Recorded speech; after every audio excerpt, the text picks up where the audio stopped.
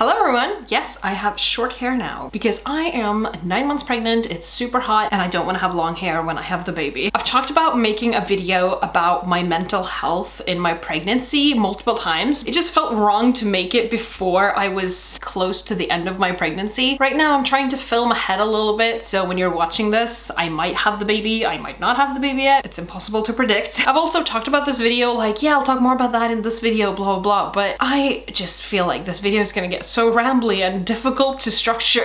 Obviously, this video is gonna be about the less fun parts of pregnancy, and if you are also heavily pregnant now, you might be asking what fun parts of pregnancy, and I do feel you. But I just wanted to, I don't know, give kind of a content warning or whatever, like this is not gonna be a positive pregnancy video, I guess. So if that's something you don't really want to watch, then that's totally fine, but I'll try to get right into it because this will probably be a little bit long. I have mentioned this in my pregnancy announcement video and my hyperemesis video, but I just didn't expect pregnancy to be difficult for me. I worked out regularly, I had a really good lifestyle, and my pregnancy was planned and I kind of knew ahead of time that we would start trying, so I really tried to get my body to like the best possible place. I've consistently for like the last couple of years had a very good lifestyle. 2 years ago I ran a marathon, so I just thought my body would handle it pretty well. And also, let me just say this, I am not by any means saying this is the worst pregnancy in the world, because there are so many people who are dealing with worse stuff than I am, and I will get back to that, but I just want to make some kind of disclaimer, like I'm not saying this is the worst it could be and that I have the worst pregnancy or that I have had the worst experience, because I know it can get so much worse, like trust me, I know this. But let's start somewhere. I always thought that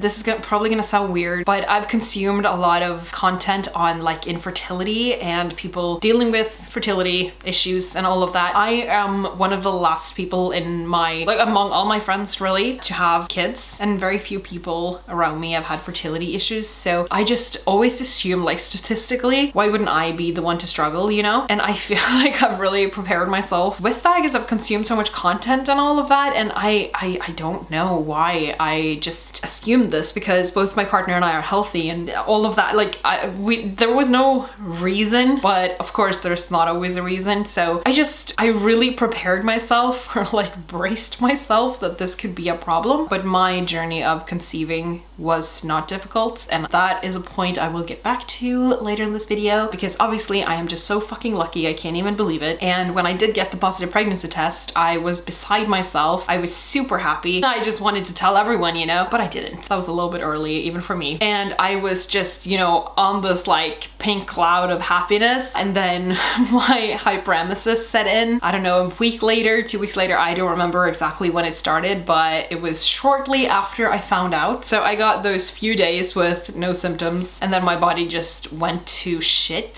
So if you don't know what hyperemesis is, it's this extreme version of morning sickness or nausea in pregnancy. Most people don't throw up all the time or every day and they're sick every day, but I am, and I still throw up, and I am 9 months pregnant, so it's been a thing my whole pregnancy. I just always assumed I would really love being pregnant. And it sounds so ridiculous now. I'm not saying I thought I would love, you know, it being heavy and just, you know, a lot of effort for my body and all of that. I didn't think I would love the negative sides of it. I just thought I would really enjoy carrying my baby and, you know, like, oh, we're starting our family, and it's because I have the actual privilege of, you know, carrying our child. And I haven't really felt that. I've felt gratitude, which we will talk about, okay? But I haven't felt like enjoyment of being pregnant because it sucks. I throw up all the time. This morning when I was trying to leave the house, I threw up twice. I went to attend an event and I was there for 20 minutes, and when I got back to the car, I threw up again. It's a lot. It really has taken over my life, and that is what has made me even need to make a video about my mental health, because I didn't think it would get this bad. Like I mentioned, a lot of my friends have kids, so I've obviously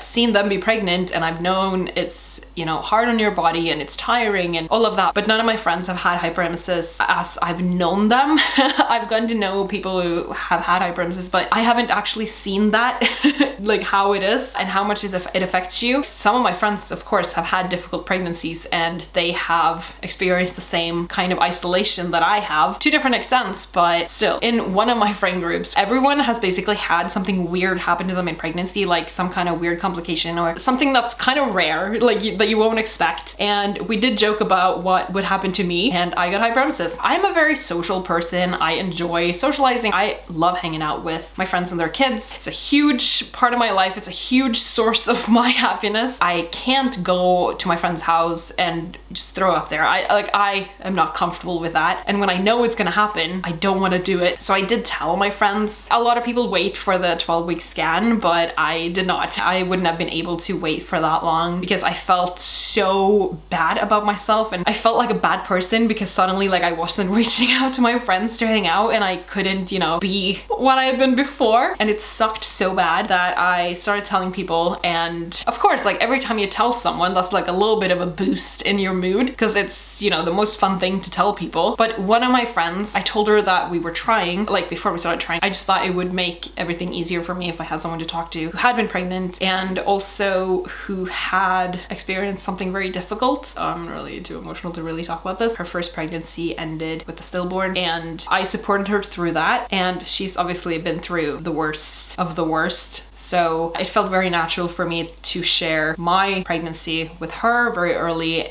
or from the get-go basically, and have her be my support person in case something happened, because she, in my eyes, would be the best person to talk to if something happened. I think it's better to talk to someone who actually knows what it's like. You can always support someone even though you don't know what the experience is like, but it's just easier for the person to know what to say and know what you need and all of that. And I'm so glad I did tell her. Obviously, I was lucky enough to not have to deal with a miscarriage or any scary complications, but having someone to talk to when my life just suddenly got just so much more difficult and I was feeling sad a lot and I was feeling like I missed out and all of that, it made it easier for me. So I would definitely recommend, like, just tell people early, because if it's someone you would talk to about a potential miscarriage with anyway, then you might as well just tell them earlier, in my opinion, because it makes it easier to have someone to talk to, because it's just you and your partner if you have one. It's a very small like support network going on, so it's better to just involve someone else, I think. Multiple of my friends have told me early on as well, so it's just natural, I feel. I don't feel like I need to stick to the 12-week wait to tell people, but I also only told people that I would have told if I had a miscarriage. I did have to tell my parents like 2 weeks before the scan. I wasn't planning on telling them that early, but my scan was right before Christmas and I would have had to not see them for the like pre-Christmas period if I didn't tell them, so I had to tell them early. And obviously at this point, like, I didn't know anything about my pregnancy. I didn't know if it was viable. I didn't know anything. So it felt scary telling them because I most likely would not have shared a miscarriage with them. But anyway, it does really make it easier that people know, because then they can take that into consideration and they know that you're not just ignoring them. You didn't just suddenly lose interest in your relationship or friendship with them. And that made it so much easier for me because I was feeling so bad that they possibly thought that I didn't care about them anymore. And of course, when I told them, everyone said that they hadn't even thought about it. So of course, I was just overthinking. But I think a lot of people, oh my god. Yeah, I did say this video would get rambly, and yeah, it is. I think a lot of people struggle to identify as pregnant that early in their pregnancy because you don't feel the baby move and you might not be really showing, but I really disassociated from the fact that I was pregnant. I also took like a few pregnancy tests throughout just to make sure I was still pregnant, even though I still had symptoms, but I didn't feel super confident because I didn't feel pregnant. I just felt like I had gotten sick. I just felt like I was just miserable and I didn't have any, you know, reward for this. There wasn't any good part to this. So when we went to the 12-week scan, I was just super worried that the baby wasn't going to be alive. And when we went to the 20-week scan, I also felt this way. This was probably just me overthinking, but when we went to the 12-week scan, like the second she put the probe or whatever on my stomach, we saw a baby that was moving a lot. And at the 20-week scan, when the image came up on the screen, the baby wasn't moving that much because obviously it was a little bit bigger. What you see on the 12-week versus the 20-week scan is very different. You don't get like this full screen image of a baby. The midwife was like quiet for probably only 1 to 2 seconds, but it felt like forever. And I was just there like, oh my God, she's gonna tell us there's no heartbeat. But everything was fine, like it had been all along. Nothing was ever wrong. Nothing has ever made us need to worry, but I just could not believe that I was pregnant. And that's also a reason why I waited so long to make a video about my pregnancy, because up until the 20-week scan, it didn't feel real. And I was talking to one of my friends and I was worried that I would get, oh my God, I don't remember what it's called, but the depression that you have while you're pregnant, antenatal depression, is that it? I was so worried I would get depressed because I felt really down all the time. I didn't really feel joy. I didn't feel like I was having a baby. I just didn't feel the enjoyment. And like I said, when I looked at the pregnancy test and it was positive, I was just beside myself. And then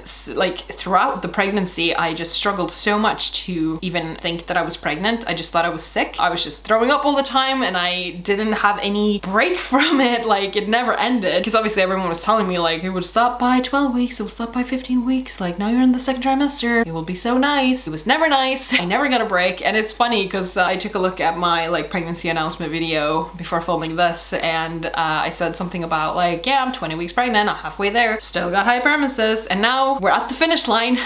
Still got hyperemesis. So yeah, super fun. I think if I hadn't been so isolated, I don't think I would have been so down, but I really just struggled to even think anything was good because everything just felt bad. It was really hard to think that this is for a good reason because I just felt sick. And I know a lot of people struggle, and a lot of people who have been like chronically ill or have had some kind of like medical trauma from before, they really struggle in pregnancy because it reminds them of that. It reminds them of being sick. And I haven't had any medical trauma or anything, so I can't even imagine how hard it could be if you actually have proper shit that it reminds you of. Oh my God. But anyway, I wanted to talk a little bit about the things I did to try and help my mental health. And I guess the most obvious one is trying to think of the practical things. So like buying a few baby things so that you get the feeling like, oh yeah, this is for my baby. It didn't quite have the right effect for me because I'm so used to buying baby stuff because I'm buying presents for babies all the time, but it hit a little bit different because I was really trying to focus on like, this is for my actual baby. My baby's gonna be wearing this. I also made like lists for what we need to buy for the baby to try and make it feel a little bit more real. And also the telling people part made it feel more real because, when people talk to you about it and stuff, it does feel real because it's an actual thing, like it's a topic you're talking about. It's real. It had somewhat of an effect. It didn't make me realize that I was pregnant, but it still, helped a bit. So I would still really advise people to do that. But buying stuff is also like, I didn't want to buy too much stuff too early, also because I didn't believe the baby was alive or anything. So it was kind of hard to buy stuff because I didn't want to have to, get stuck with baby stuff for a baby or a pregnancy that wasn't viable. So it was difficult to buy stuff as well, and I didn't buy that much, but I bought like a few things. One thing that's really made such a huge difference, I've mentioned it a couple of times, and it's YouTube actually. And you might think I'm talking about like watching other people struggle and other people's stories and stuff, and of course that is helpful, and that's also why I'm talking about it, because we need to normalize this and we need to make people feel like they're not the only one, because that is not helping anyone. But I have really thrown myself into YouTube since my pregnancy with making gaming videos, and now I'm also making pregnancy and lifestyle content and stuff like that, but it has helped so much to have something to focus on. And when you really start to put effort into YouTube, your channel will grow. Even though I'm not saying my channel has like super taken off or anything, but I have gained a lot more subscribers and a lot more views and all of that, and it's so rewarding. And it's something for me to focus on, and it takes my mind off of feeling like shit, which of course I still remember, and I've had to finish some videos just because I'm feeling like I'm gonna throw up and stuff. And filming videos now, of course, is a struggle, but you know what I mean? Like just finding a hobby that you can focus on that doesn't really require that much, because this was something accessible to me because I lost my hobbies of like working out, going outside, hanging out with friends and playing with kids and stuff like that. I just lost that more or less completely. But this was something accessible to me because I don't need to leave my house. I can sit down while doing it, and I can do it when I feel like it. I don't have to, make plans with someone and then I feel like shit and I can't go. So finding something that you can pour energy into and focus on, oh my God, invaluable. I'm so glad I had this. And then of course, if you watch my hyperemesis video, my next thing that's been a huge help for me is to find the right medical professionals, because you're not gonna vibe with everyone. You're not gonna feel as taken care of with everyone because you don't have chemistry, or not everyone can really understand how you're feeling. When I was struggling in my first trimester, I didn't tell anyone at work, so I continued to work full time, and my GP she asked me, because I had my coil removed, to start trying, and then she told me to like make an appointment when I was like 9-10 weeks pregnant. And when I finally had that appointment, I obviously told her about my sickness, and I didn't know it was hyperemesis at the time because I thought it was just normal. I thought it would stop soon. But she prescribed me some medications that did nothing, and then we got to Christmas and I had such a bad Christmas. And after Christmas break, I just had to go on sick leave because it was so bad. And I did this like 40% sick leave, so I worked 60% and I tried this new medication. But my doctor was not understanding at all. At this point, I was either 15 or 16 weeks pregnant, and I was like, well, it's not gotten better at all, and I need to get sick leave and I need to try some other medication. And she was basically just like, this is not gonna get better by just lying on the couch. You need to be active. You need to find a balance. She was basically just not validating me at all. And I was so proud of myself for continuing to work full time and for just, you know, making it, you know? I was so proud of myself for staying at work. Of course I threw up at work, and I've talked about this too. I would just leave interviews and go vomit and I would just like leave events, have to rush to the parking lot. Like, it was terrible because I'm a journalist. That was kind of relevant to mention, but yeah. So you can imagine I had to meet people all the time and talk to them and stuff, and some interviews also are long. So when you have to sit there for a long time and try to focus on, let's not throw up here, it was very hard. So I was proud of myself for doing it. And of course I also had the like first trimester fatigue, and you also get exhausted by like throwing up and being sick all the time. So it was just so hard, and I was so pleased that I had done it. And then she just was like, well, you're not trying hard enough, basically. And I started crying on the phone. It was embarrassing. I did not feel heard. I did not feel understood. It was bad. Luckily, my manager at work has a great understanding of how difficult pregnancies can be, and he has always been very considerate when it comes to like my pregnancy and stuff. So I mean, if this happens again, I will definitely tell him earlier, because fuck this. I cannot do the fake it till you make it again. But hopefully next time I won't have hyperemesis, but who knows? The week after this, because I thought maybe I'm just overreacting because I'm hormonal. Obviously I talked to my partner right away and I cried and stuff, and he was like, well, this doesn't sound good. But I decided to like let it brew, and if it was still bothering me, then I would contact the midwife to have someone to talk to who I knew would understand me. And I called my midwife and I was like, hey, I'm having a rough time, can I come in? And I live in a small town with a great medical system. The bar is low for like contacting them outside of your actual like scheduled appointments and stuff. And I came in the next day and I told her about my experience with the doctor, and I told her also like how hard it had been and all of that. I had already talked to her. I had already been there at like a regular appointment, so she already like knew my story kind of. But at that meeting I told her about like how the doctor had been, and she went full on like validation mode.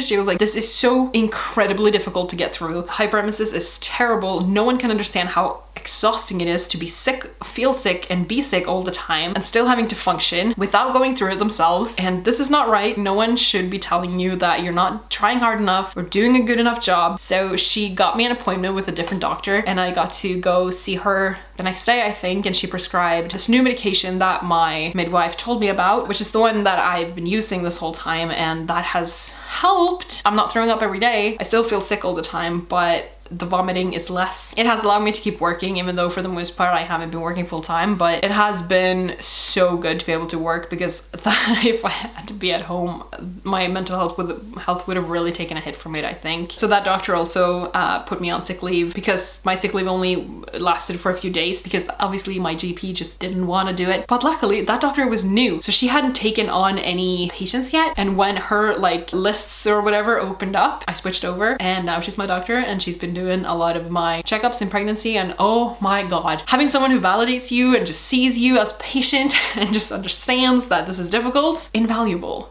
Oh my god, I am just so thankful to her and to my midwife. They've made such a big difference for me, actually hearing me and providing the help that would help me. It's been amazing. So I really, like, if you have medical professionals that you don't really vibe with and you're not really seeing eye to eye or whatever, see if it's possible to swap. It's worth trying out someone else. I would really say that. I never thought I would change doctors because I was happy with my doctor up until then, but getting a doctor who actually listens and understands and all of that, oh my god, It's been so helpful. It's been such a huge help for me. And then the last point that I want to cover is gratitude. Like I've mentioned multiple times throughout this video, even though this has been super difficult for me, both physically and mentally, because I have lost so much quality of life. I've been so isolated and I haven't been able to do what I want, and I've been missing out on so much stuff. Like today, I should have been at the Pride event in my hometown, and I only managed to attend an exhibition opening, and then I had to go home. Usually I would definitely be attending the whole thing, but missing out on stuff has just become my normal now. And obviously I'm still gonna be missing out on stuff when I have a newborn, but you know what I mean? It's just very hard to adjust to missing out being your normal. But as hard as this has been, and it's been physically the most challenging thing I've ever had to go through, infertility would have been so much more difficult. Going through difficulties with conceiving or finding out I had some kind of issue that wouldn't allow me to carry a baby, or having to go through IVF or something like that, it would have been so much harder than this. So it feels ridiculous to say I've had it easy, but I really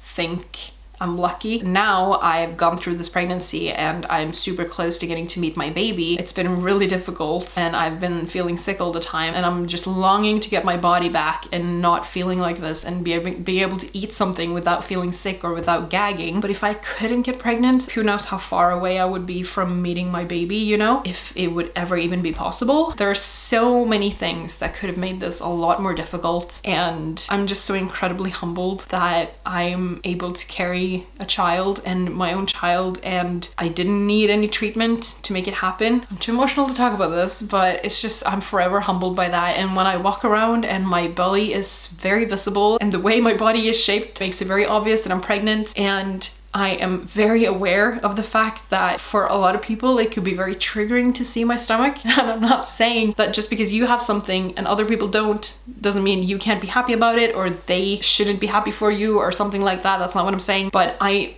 definitely am humbled by the fact that me walking around is also me showing off something to someone who might not ever get to experience it, who really want it. So really, I am so privileged. Someone else could be dying to be able to go through what I'm going through, and they would happily take on hyperemesis to be able to, you know, have a baby. Infertility is just like one of the most difficult things in the world, and I am so forever humbled and filled with gratitude that I am not one of those people. And just to say this, I'm not of the opinion that you don't get to complain about your pregnancy or your struggles in pregnancy or your hyperemesis or whatever it is just because some people can't get pregnant. Of course not. Like, these are separate issues. But for me, it has helped to think, like, even though this is really difficult, I'm still incredibly lucky. But I'm not saying this is the standard coping mechanism that everyone should use, because I know it can sound damaging, but this has helped me. It's just as simple as that. It's helped me, but I'm not saying that's how everyone should think. And I'm not saying I think that I'm not allowed to complain, because something can be bad even though someone else is struggling with something else. It's kind of like, you know, when the government or like something grants money to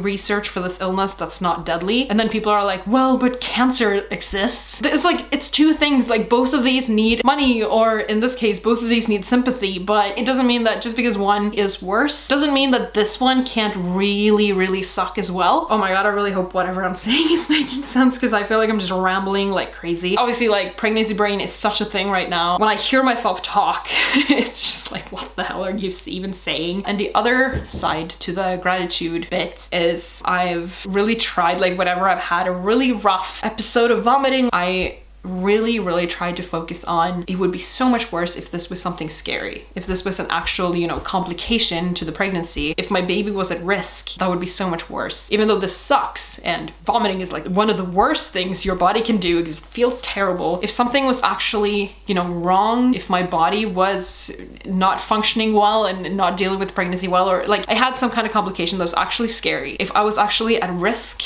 of something happening to the baby, that would have been so much harder to deal with than a physical problem that I know isn't hurting my baby. So yeah, gratitude has really helped, but I'm not trying to be toxic about this or saying that, well, you should be grateful regardless of what's happening to you, because no matter what you're going through, you're allowed to feel bad for yourself. You're allowed to complain. You're allowed to feel bad about it, even though there are other things that are bad in the world. There are other things that are bad about pregnancy, and there are other things that people are going through. Yeah, maybe they're worse than what you're going through. That doesn't mean you don't get to feel bad for what you're dealing with. That doesn't mean what you're dealing with isn't bad, isn't hard. isn't a struggle. I just want to make that clear. Okay, so that was my experience with mental health in pregnancy. It was much harder than I expected, but these things have really helped me, and I really encourage you to find something that can help you, because it sucks to spend so much time leading up to, I mean, the biggest thing that's gonna happen in my life, and in the lead up to that I'm spending so much time being sad and not feeling good and all of that. So finding something that can help carry you through it is really important. But most of all, out of all of these things, talk to medical professionals, talk to someone who can listen and that can provide help and give you advice or refer you to someone who can help you. The medical system is there to help us, and pregnancy is really difficult, so don't be afraid to ask for help. It's totally fine. You're not a bad parent for needing help. You're not bad at carrying a baby, bad at being pregnant for needing some extra help. And I'm sure it's so much more common than we know, that we